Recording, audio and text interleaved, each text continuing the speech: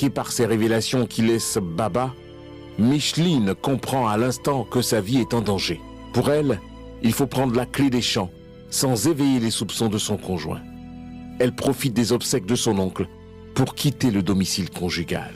Les obsèques de son oncle terminées, Micheline ne veut pas retourner au domicile conjugal. Plus question pour elle de remettre les pieds à Zerefla. Elle souhaite vivre avec ses parents et son fils unique. Les informations dont elle dispose laissent peu de place au doute quant aux activités nocturnes de son conjoint. Il est venu, il dit qu'il ne va plus marier son mari.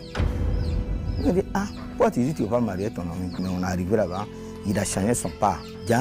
Il est rentré dans le couvert de route.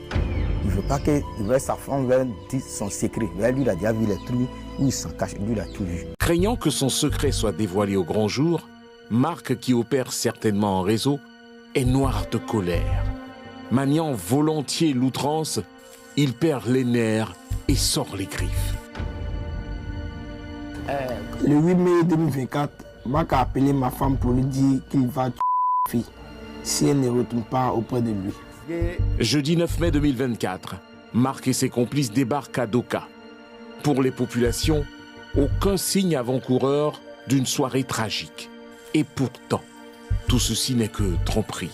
Voilà, le jeudi nuit, je suis quitté juste au quartier ici pour faire un transfert. Et puis on s'est croisé juste là en bas de lampadaire. Il a appelé en même temps, il dit « Ah Marc, tu es venu ?» Il dit « Oui, qu'il est là. » Il dit « Ah, tu es venu quand il dit « Aujourd'hui ». Il était à l'équerre, il a porté maillot Côte d'Ivoire et puis un pantalon noir. Ils ont acheté de la boisson, des boissons fortes là. Ils ont acheté ça, puis ils ont bu en ville là-bas. Il était avec des amis, ils étaient 3. En revenant du champ, j'ai vu ce même Marc devant ma maison avec ma fille. Pour moi, après avoir échangé avec sa femme, il allait entrer dans la maison et j'allais échanger avec lui, mais il n'est pas revenu. Ils sont allés chez les jeunes, un Béninois qui a son maquis au fond là-bas. Ils étaient là, eux-mêmes ils ont commandé de la boisson. Quand ils ont bu, ils ont dit maintenant à la fille d'aller commander de la boisson. La gérante de mon maquis, elle a reconnu Michel avec son mari. Les jours, la nuit, les deux sont venus chez elle pour venir boire. Et